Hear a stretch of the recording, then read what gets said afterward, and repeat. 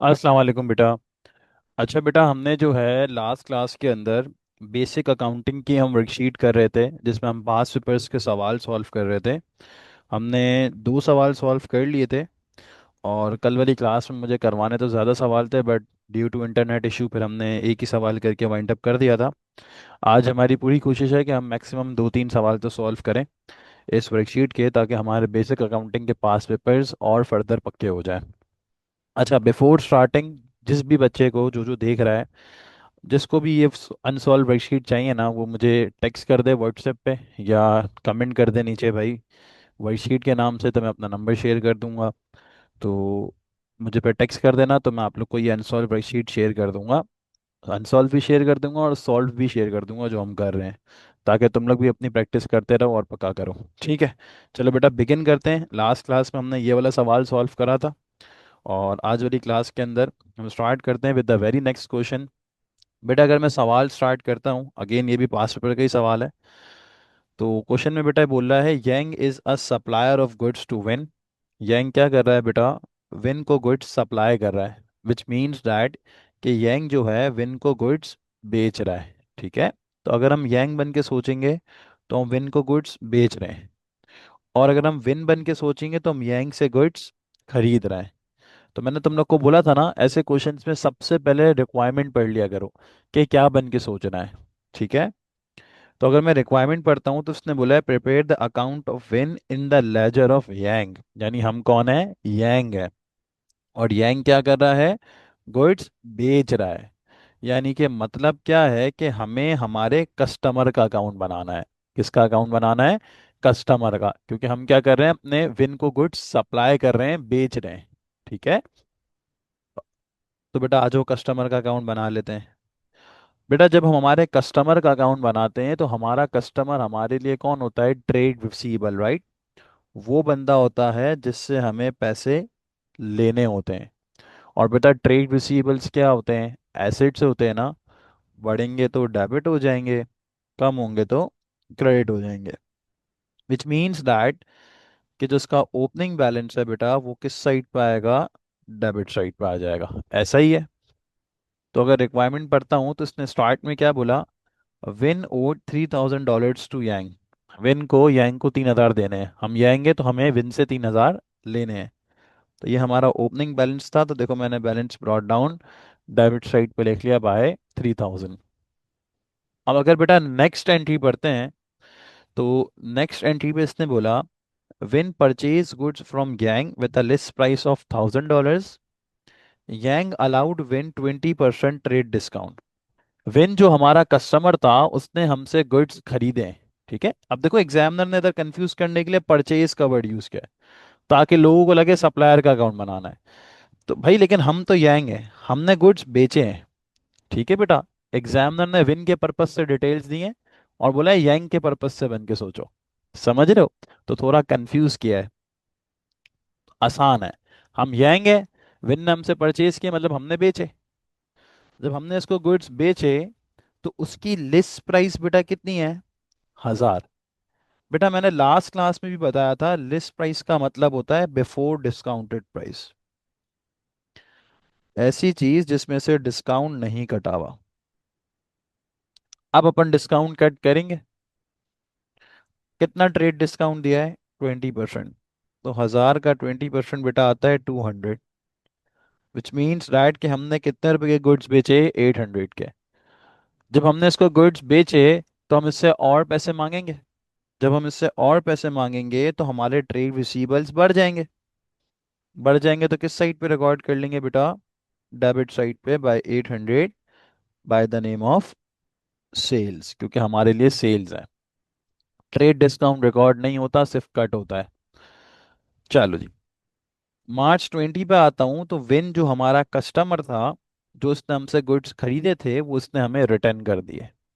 यानी कि जो गुड्स हमने बेचे थे वो रिटर्न आ गए। तो बेटा यहाँ पे क्या हो गया? Sales return. ऐसा ही है। अगेन लिस्ट प्राइस है, बेचे थे तो डिस्काउंट काट के बेचा है, तो रिटर्न भी डिस्काउंट कट करके लेंगे।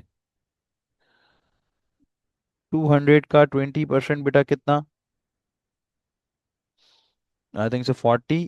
विच मीन्स डैट कि कितने रुपए के गुड्स रिटर्न आ गए? 160 के। जो गुड्स हमने बेचे थे वो रिटर्न आ गए। जब हमारे कस्टमर ने हमें गुड्स रिटर्न कर दिए तो अब हम उससे कम पैसे मांगेंगे, राइट, क्योंकि उसने हमारा गुड्स, हमारा सामान हमें रिटर्न कर दिया, तो अब हम उससे कम पैसे मांगेंगे ना। जब हम उससे कम पैसे मांगेंगे तो हमारे ट्रेड रिसीवेबल्स कम हो जाएंगे, और ट्रेड रिसीवेबल्स कम हो जाएंगे तो किस साइड पे रिकॉर्ड कर लेंगे बेटा? क्रेडिट साइड पे। तो देखो मैंने 160 को क्रेडिट कर दिया by the name of sales return. Reference हमेशा अपोजिट अकाउंट का जाता है। सेल्स रिटर्न का दूसरा नाम क्या होता है? Return inwards. और सेल्स रिटर्न में अगर एग्जामिनर हमसे पूछता है कौन सा बिजनेस डॉक्यूमेंट इशू होता था, तो क्रेडिट नोट इशू होता था। ये बात याद रखनी है। लास्ट एंट्री पे आ रहा हूँ। तो इसने हमें बोला, Wen inform Yang that he has ceased trading and was unable to pay his डेब्ट in full, Wen offer Yang 650 in full settlement which Yang accepted. इसने बोला व्हेन, जो हमारा कस्टमर था ना, उसने हमें कॉल करी और बोला यार मैं अपना बिजनेस बंद कर रहा हूँ और मैं आपके पैसे आपको नहीं दे सकता, मेरा दिवालिया निकल चुका है, मैं सिर्फ और सिर्फ आपको 650 रुपये दे सकता हूँ। तो यांग ने बोला ठीक है यार, कुछ भी कुछ तो दे दे, चल दे तो रहा है। तो यांग ने क्या करा, वो 650 रुपये एक्सेप्ट कर लिए। यानी कि मतलब क्या है कि जो बाकी के पैसे हैं अब वो हमें नहीं मिलेंगे। अब देखते हैं क्या करते हैं। पहले तो मुझे बताओ, हमारे कस्टमर ने हमें 650 रुपये दिए। जब हमारा कस्टमर हमें पैसे देगा तो अब हम उससे कम पैसे मांगेंगे। लेट्स अज्यूम मुझे एक बंदे से 1500 रुपये लेने थे, उसने मुझे 500 दे दिए, तो अब मैं उससे कितने मांगूंगा? 1000। ऐसा ही है। इसी तरह जब हमारा कस्टमर हमें पैसे दे देगा तो अब मैं उससे कम पैसे मांगूंगा। हमारे ट्रेड रिसीवेबल्स क्या हो जाएंगे? कम हो जाएंगे। कम हो जाएंगे तो किस साइड पे रिकॉर्ड कर लेंगे? क्रेडिट साइड पे, bye the name of bank. Again इधर बैंक क्रेडिट नहीं हो रहा है, रेफरेंस बैंक का दिया है। अच्छा, इसने बोला बाकी के जो पैसे हैं वो हमें नहीं दे सकता। तो बाकी के पैसे कितने हैं हम निकालते हैं। साल के स्टार्ट में कितना मांगता था? 3000। 800 रुपये के गुड्स बेचे, तो टोटल कितने मांगता था? 3800। जिसमें से 160 के गुड्स रिटर्न कर दिए और 650 रुपये दे दिए। यानी मैं इससे कितने पैसे मांगता हूँ मुझे पता चल जाएगा। 3800 में से 160 और 650 निकालता हूँ, तो मेरे पास बेटा ये आया कि अभी भी मैं इससे कितने पैसे मांगता हूँ बेटा? 2990। क्या अब ये पैसे हमें मिलेंगे? नहीं मिलेंगे ना, क्योंकि वो नहीं दे सकता। जब हमें अब ये पैसे नहीं मिलेंगे तो हमारे ट्रेड रिसीवेबल्स क्या हो गए? कम हो गए। और ट्रेड रिसीवेबल्स कम होते हैं तो किस साइड पे रिकॉर्ड करते हैं? क्रेडिट साइड पे। तो देखो बेटा, मैंने क्रेडिट साइड पे 2990 लिख दिया, क्योंकि अब ये हमें पैसे नहीं मिलेंगे। सर नाम क्या लिखें? बात सारी है। देखो बेटा, इस जो नाम है उसका बैड डेब्ट्स का नाम वर्ड यूज होगा। जब कोई कस्टमर हमारे पैसे लेके भाग जाता है ना, तो उस चीज़ को हम बैड डेब्ट्स कहते हैं। ठीक है। इसके ऊपर पूरा डिटेल्ड में चैप्टर हम अगली वीडियोस में, आने वाली वीडियोस में पढ़ेंगे। फिलहाल अभी सिर्फ इतना याद रख लो कि जब कोई कस्टमर हमारे पैसे लेके भाग जाता है तो उस चीज़ को हम क्या कहते हैं? बैड डेब्ट्स कहते हैं। ठीक है, तो रेफरेंस हम बैड डेब्ट्स का देंगे। Good to go. तो अब देखो बेटा, इसमें सी डी बी डी तो होगा नहीं। दोनों साइडें ऑटोमेटिकली क्या हो गई? खुद ही बैलेंस हो गई। सी डी बी डी क्यों नहीं हुआ सर? बेटा इसलिए नहीं हुआ क्योंकि अब मैं इससे काम थोड़ी ना करूंगा, ये मेरे पैसे लेके भाग गया। तो अगले साल इससे पैसे मांगने का कोई तुक ही नहीं बनता, क्योंकि मिलेंगे ही नहीं ना। तो अगले साल इसका बैलेंस ब्रॉड फॉरवर्ड क्यों करूं? दोनों साइडें देखो ना, ऑटोमेटिकली इक्वल हो गई। इसका अकाउंट बंद हो गया, क्लोज हो गया। अब मैं काम नहीं करूंगा इससे। समझे बेटा? तो खैर, अगेन वेरी सिंपल। ऐसे अकाउंट्स में बस ये देख लिया करो कि सप्लायर का अकाउंट बनाना है कि कस्टमर का। ठीक है। अगेन देखो बेटा, ये 7 मार्क का आया था। आज अगली रिक्वायरमेंट पे आते हैं। अगली रिक्वायरमेंट पे इसने बोला है, state the name of document that Gang would send to Win following the delivery of goods return on 20th of March. 20th March को क्या हुआ था? गुड्स रिटर्न आए थे, सेल्स रिटर्न था हमारे लिए। और हम यंग है, तो यंग क्या भेजेगा विन को? सेल्स रिटर्न में हम हमेशा हमारे कस्टमर को क्या इशू करते हैं बेटा? क्रेडिट नोट इशू करते हैं। ऐसा ही है।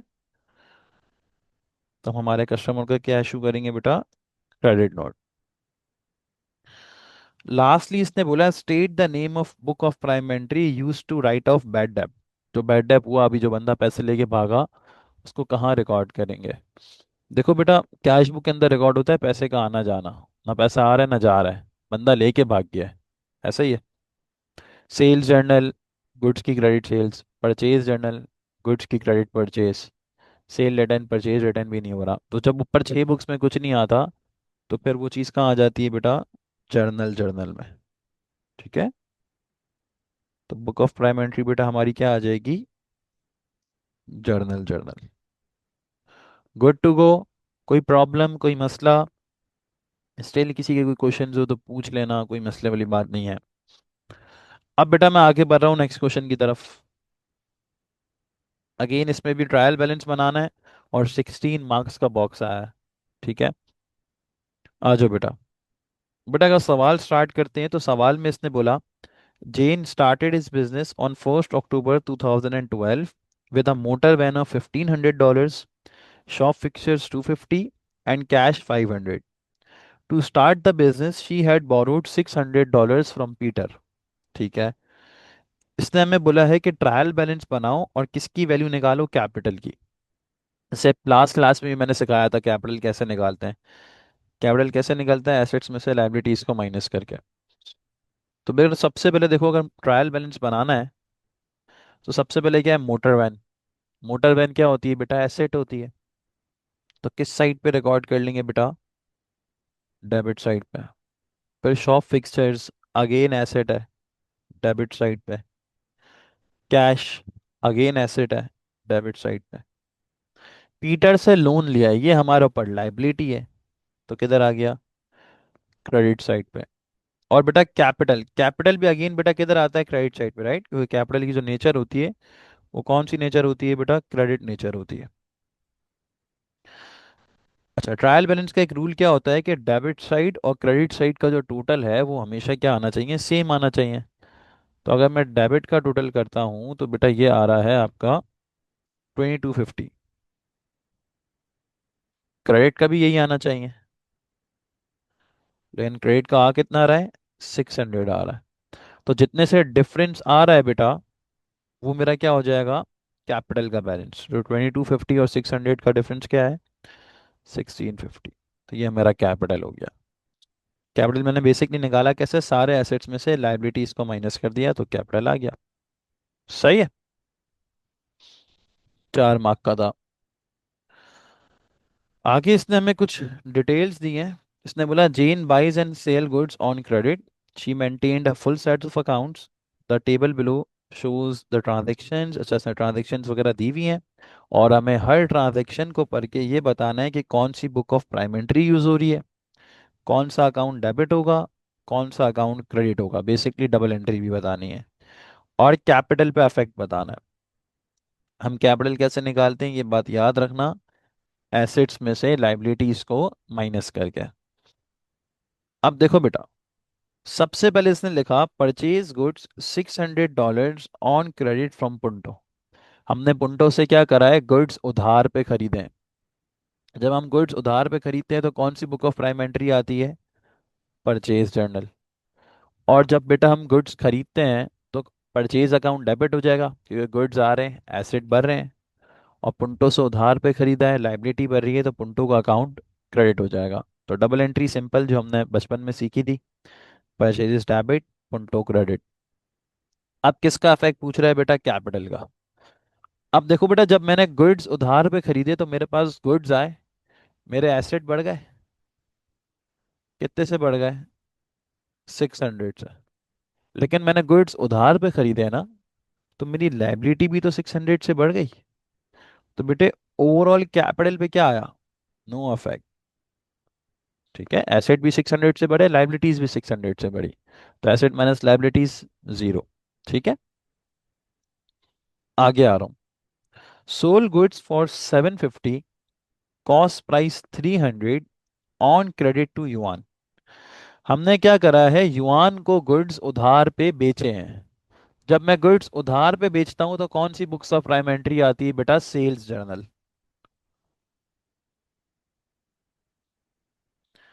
जब युआन को गुड्स उधार पे बेचे हैं तो अब मैं युआन से पैसे मांगूंगा, मेरे ट्रेड रिसीवेबल बढ़ जाएंगे। तो युआन का अकाउंट क्या हो जाएगा? Debit.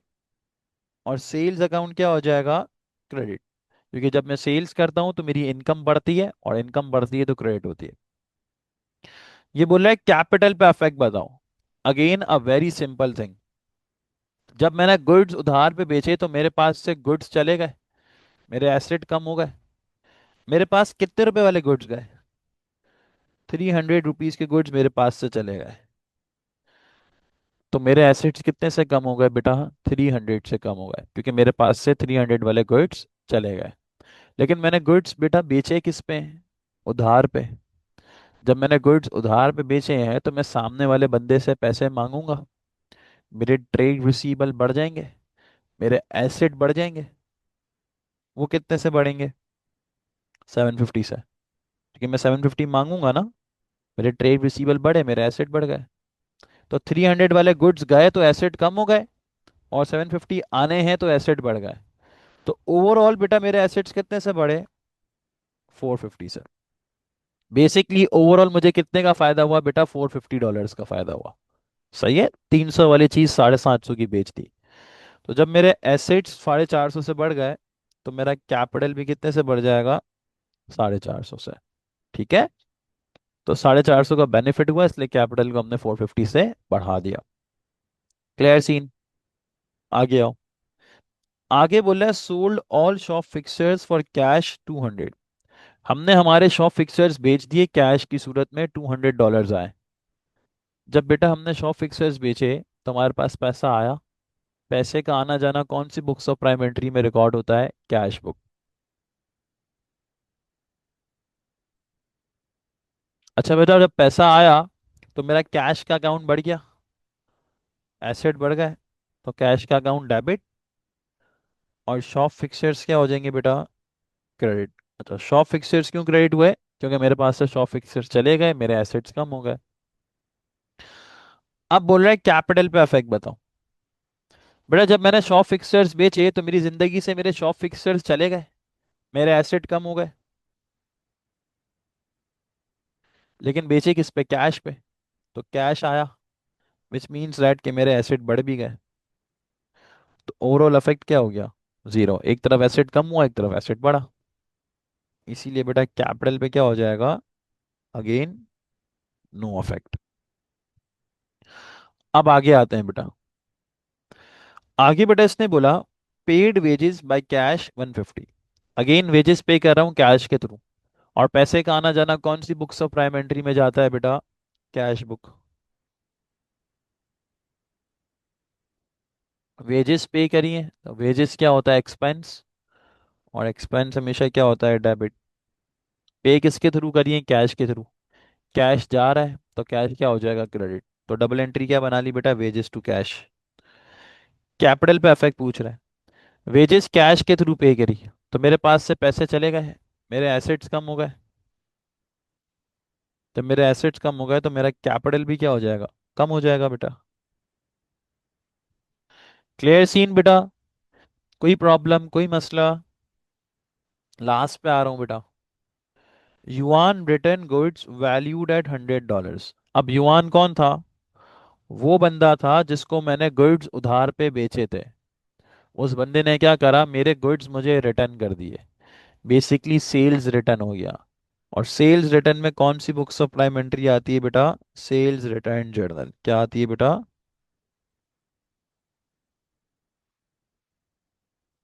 Sales return journal. Goods return आए तो मेरी इन्वेंट्री, मेरा स्टॉक, मेरे एसेट बढ़ गए। इसीलिए मैं सेल्स रिटर्न के अकाउंट को क्या कर दूंगा? डेबिट कर दूंगा। और जब मेरे कस्टमर ने मेरे गुड्स रिटर्न कर दिए तो अब मैं उससे कम पैसे मांगूंगा, मेरे ट्रेड रिसीवेबल्स कम हो गए। तो इसलिए मैं युआन के अकाउंट को क्या कर दूंगा? क्रेडिट कर दूंगा। अब इसमें जो सबसे इंपॉर्टेंट है ना, वो है इफेक्ट ऑन कैपिटल। अब ये बड़ी ध्यान से सुनना है, बहुत इंपॉर्टेंट है।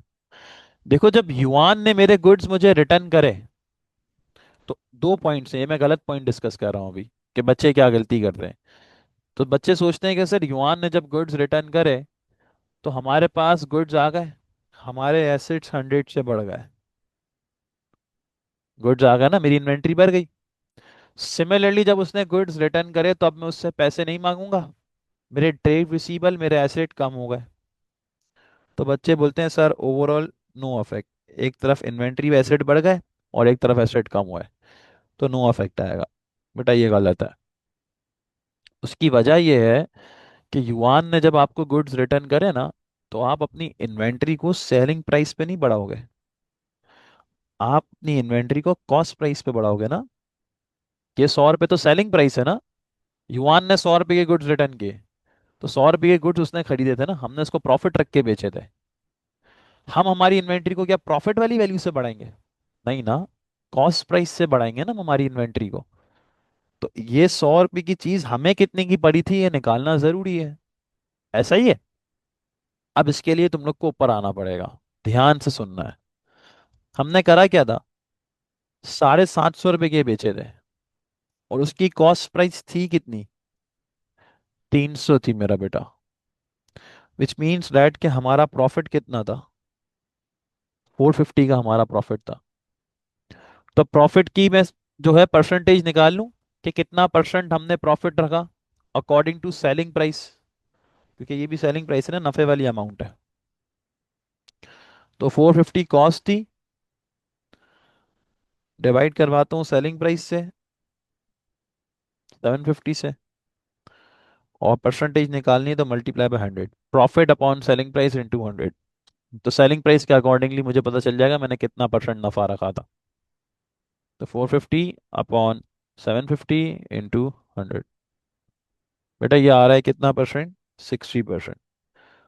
तो सेलिंग प्राइस के पॉइंट ऑफ व्यू से हमारा जो प्रॉफिट की परसेंटेज थी वो 60% थी। ठीक है। अब ये भी हमारे पास सेलिंग प्राइस है। मैंने इधर कॉस्ट इसलिए नहीं लिखी क्योंकि हमें सेलिंग प्राइस के हिसाब से प्रॉफिट निकालना था। ठीक है। तो हमारी प्रॉफिट की परसेंटेज कितनी थी, 60%। अगर मैं 100 का 60% करता हूँ, विच मीन्स डैट कि इसमें जो प्रॉफिट था वो $60 का था, और कॉस्ट प्राइस कितने की थी, $40 की। मतलब एक चीज जो मुझे 40 की पड़ी थी, उसमें मैंने 60 रुपए का नफा ऐड करके 100 रुपए की बेची थी। समझे? मैं दोबारा से ये चीज रिपीट कर रहा हूँ। हुआ ये कि जो उसने 100 रुपए के गुड्स रिटर्न करे ना बेटा, वो सेलिंग प्राइस थी। हम हमारी इन्वेंट्री को सेलिंग प्राइस पे क्यों बढ़ाएंगे, हम तो कॉस्ट पे बढ़ाएंगे ना। तो हमें कॉस्ट प्राइस निकालनी थी। उसके लिए मैंने प्रॉफिट की परसेंटेज निकाली। कैसे? कि मैं इधर ऊपर आया, मैंने देखा यार मेरा प्रॉफिट 450 हो रहा है, तो अकॉर्डिंग टू सेलिंग प्राइस कितना परसेंट बना, तो profit upon selling price into 100। तो प्रॉफिट की परसेंटेज आ गई।